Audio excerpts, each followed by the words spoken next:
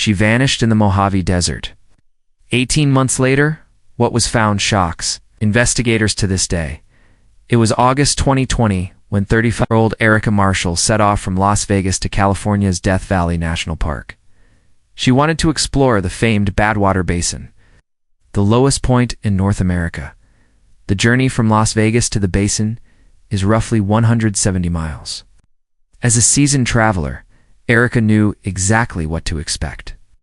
The first part of the road is paved, and once she passed through the small town of Baker, she would have turned on to the desolate Highway 190.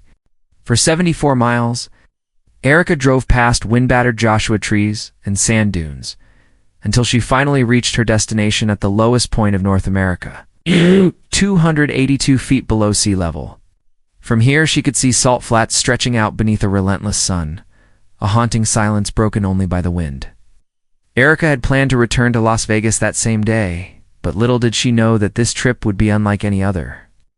When Erica didn't return home that night, her family began to worry. They tried calling her phone, but it went straight to voicemail. At first they assumed she might have been delayed, perhaps finding a late-night adventure too tempting to pass up. But as hours turned into days and still no word from her, a sense of dread began to creep in. Finally, when her car was found abandoned at the Badwater Basin, their worst fears were confirmed. Erica had vanished without a trace. As news of Erica's disappearance spread, a massive search effort was launched involving hundreds of volunteers, state troopers, and even the FBI. Teams scoured the rugged terrain, hoping to find any clue to what may have happened to her. Helicopters buzzed overhead, their loud rotors echoing the frantic beating of Erica's family's hearts. Despite their best efforts, month after month, the search yielded no results. The vastness of the desert seemed to mock their efforts, holding its secrets close. It was as if Erica had melted into the sand, leaving behind not a whisper of a trace. But then in February 2022, nearly 18 long months after Erica's disappearance, a development that shocked both the investigators and the public sent ripples of hope through the community. In a remote area of the desert, far from the original search perimeter, a hiker stumbled upon something that turned out to be a pivotal clue in the case. It was a backpack. The discovery was unremarkable at first, just a backpack lying amidst the rugged terrain. As the hiker got closer, he realized there was something different about it. He could make out a name emblazoned on the back, a name that sent chills down his spine: Erica Marshall. With trembling hands, he unzipped the backpack, hoping for answers. Inside, among some personal belongings, he found something that made him gasp: a human skull. The backpack was found near the ghost town of Ryan, a place with no cell service or running water.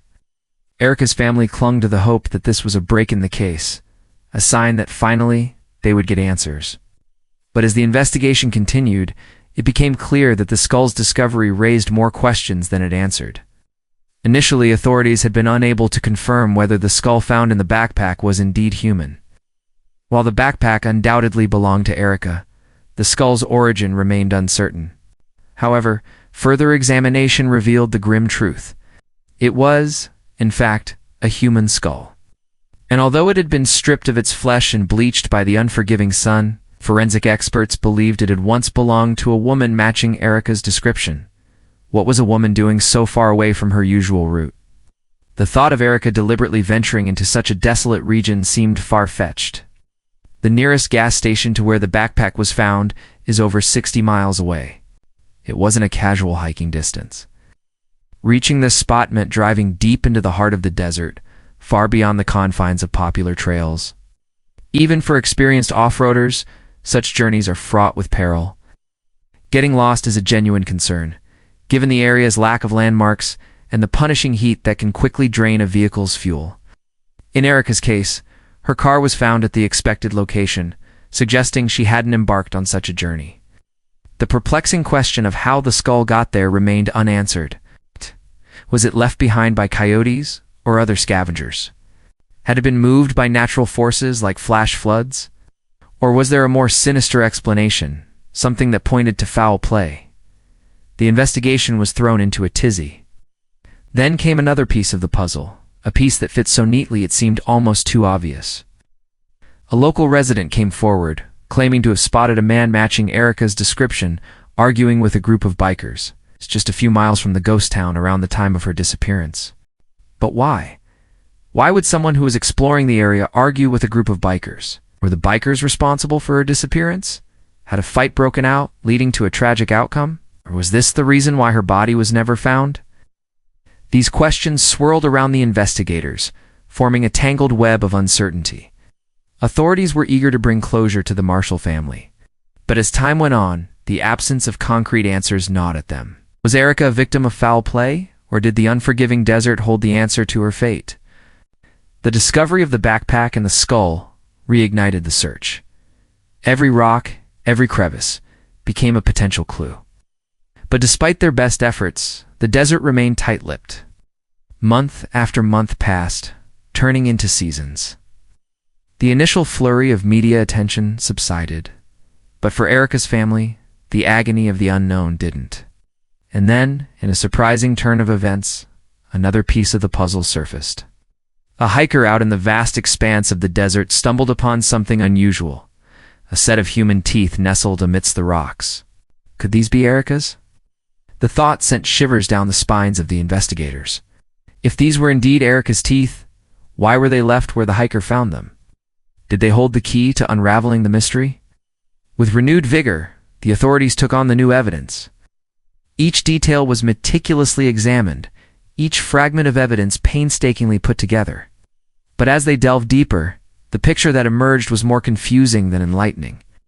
The desert had reclaimed much of its own, making definitive conclusions difficult. The relentless sun and wind had erased many clues that could have shed light on Erica's fate. What they did find, though, was a chilling testament to the harsh reality of Erica's situation. Her remains were scattered across a vast area, indicating a struggle, a desperate attempt to escape whatever fate had befallen her. It was as if Erica had fought tooth and nail to break free from her captor's grasp, only to succumb to the unforgiving terrain and harsh elements. Yet even in the face of such adversity, the investigators refused to give up. They pored over every scrap of evidence, hoping to catch a glimpse of the full story. They revisited witness testimonies, re-examined forensic data, and scoured through surveillance footage, hoping to connect the dots. The clock was ticking. Time, the ultimate arch-enemy of investigations, was relentlessly marching forward. Each passing day brought new challenges and the fear of losing valuable clues. Due to the unforgiving nature of the desert environment loomed large. Yet the investigators persevered. But even their tenacity had limits. And as the months stretched on, it became apparent that some mysteries run deeper than our ability to comprehend. Today, Erica's case remains one of the most chilling desert disappearances ever recorded. The vast expanse of the Mojave Desert continues to hold its secrets close, leaving behind a profound sense of loss and an enduring mystery that continues to baffle investigators and touch the hearts of many. While the discovery of her remains brought a sense of closure to her family, the manner of her disappearance remains shrouded in ambiguity. Theories abound, yet none can fully explain the series of events that led to this tragic outcome. Some believe she fell prey to the harsh terrain and extreme weather conditions, succumbing to the unforgiving desert. Others suspect foul play, imagining a sinister plot that led to her demise. But the truth of the matter is, the desert holds its secrets close, offering only fragments of the story. The legacy of Erica Marshall serves as a stark reminder of the power of the unknown. It underscores the depths of human resilience in the face of adversity, as seen in the tireless efforts of her family and the investigators. As we look back on this haunting case, we're left with more questions than answers, enveloped by the chilling enigma that was Erica's disappearance. In the endless expanse of the desert, where silence echoes and the wind whispers tales of the past, Erica's story continues to resonate, a haunting melody that speaks of a life cut short and a mystery that remains unsolved. Thank you for watching. Make sure you subscribe for more content. Thanks for watching.